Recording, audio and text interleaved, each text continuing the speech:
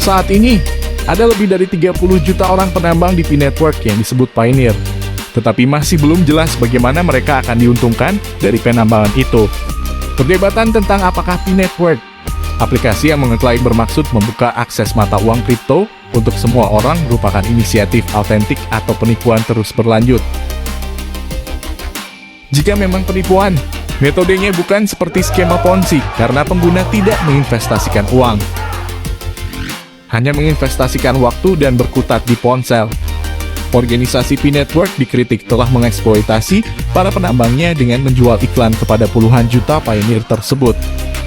Akan tetapi, tim di balik P-Network mengatakan bahwa proyek mereka adalah upaya tulus dari tim lulusan Stanford untuk memperbesar akses mata uang kripto untuk orang-orang biasa.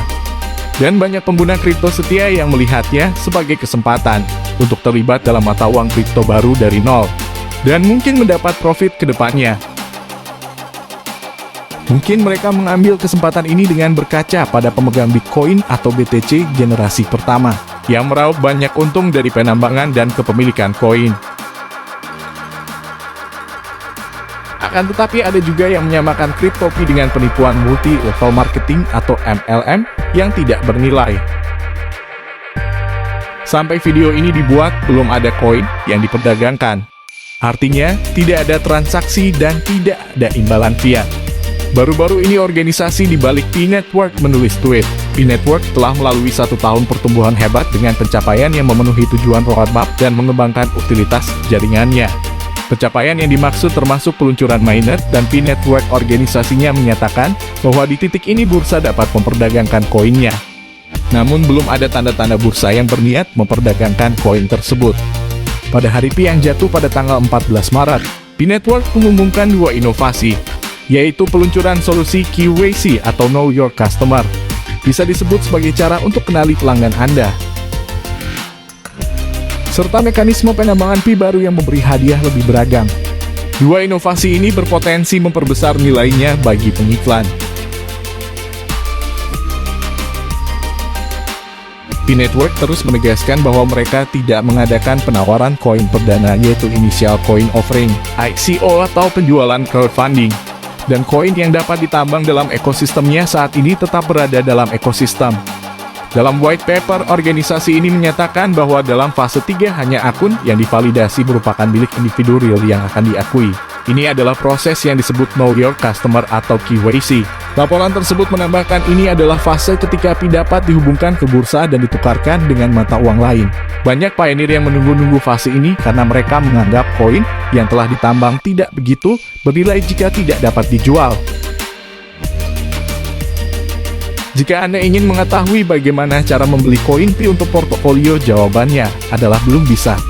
Pengguna yang telah menambang mata uang kripto Pi hanya akan dapat menarik atau menukar koin dalam fase ketiga. Proyek ketika Pi pindah ke blockchain terdesentralisasi. Menurut situs web proyek ini, Pi tidak dapat ditransfer selama fase pengujian untuk mencegah akun palsu mengumpulkan koin. Saldo dompet diharapkan terisi saat Pi beralih dari testnet ke mainnet, ketika protokol blockchain sudah menyelesaikan pengembangan dan diterapkan sepenuhnya. Akibatnya, koin Pi belum tersedia untuk diperdagangkan di bursa mata uang kripto atau platform trading manapun. Harga Pi pun belum ditentukan. Oleh karena fase 3 kini telah diluncurkan, pemegang koin akan dapat mengendalikan kunci dompet pribadi dan publik yang mereka miliki, dan menggunakan koin untuk membeli barang dan jasa di marketplace bersama Pi. Tanpa kunci, pengguna tidak dapat mentransfer atau membelanjakan mata uang yang mereka pegang. Aplikasi penambangan Pi bertindak sebagai dompet mata uang kripto yang ditautkan ke nomor ponsel pengguna atau akun Facebook. Seperti blockchain publik lainnya, blockchain Pi akan memungkinkan dompet eksternal untuk menyimpan koin Pi dan mengirimkan transaksi langsung ke blockchain. Namun tidak seperti blockchain lain, pengembang belum merilis kode sumbernya. Pengadopsi awal mengumpulkan Crypto.pi untuk mengantisipasi kenaikan harga yang tajam setelah fase 3 aktif. Meskipun telah terjadi halving pada laju penambangan koin, pengguna dapat meningkatkan laju penambangan melalui koneksi dan penambang aktif lainnya. Pengguna baru hanya dapat bergabung dengan P-Network jika mereka memiliki kode rujukan dari pengguna lain. Pengembang proyek mengklaim bahwa keamanan di P-Network ditingkatkan oleh jaringan pribadi, mendorong pengguna untuk mengajak teman dan keluarga. yang menciptakan skeptisisme bahwa ini bisa jadi MLM atau skema piramida. Namun perlu dicatat bahwa pengguna hanya dapat memperoleh koin dari jaringan langsung mereka sendiri, dan bukan dari jaringan koneksi mereka seperti skema MLM. Pada bulan November, organisasi ini mulai merilis pembaruan teknologi dan produk untuk menyediakan gambaran proyek yang dikerjakan di balik layar dalam bulan sebelumnya. Buletin Oktober mengatakan bahwa core team mencurahkan banyak waktu untuk memperkenalkan fitur produk baru dan lebih baik dalam ekosistem Pi. Ini termasuk QAC App Pilot dan Block Explorer. Setelah diuji dengan moderator komunitas, QAC App Pilot sudah diterapkan secara terbatas untuk memulai proses verifikasi Pioneer dan meningkatkan daya guna aplikasi serta otomasi mesin. Di Block Explorer, yang membantu Pioneer melihat riwayat transaksi dan menelusuri data transaksi seperti pengirim penerima, dan jumlahnya juga sudah diterapkan.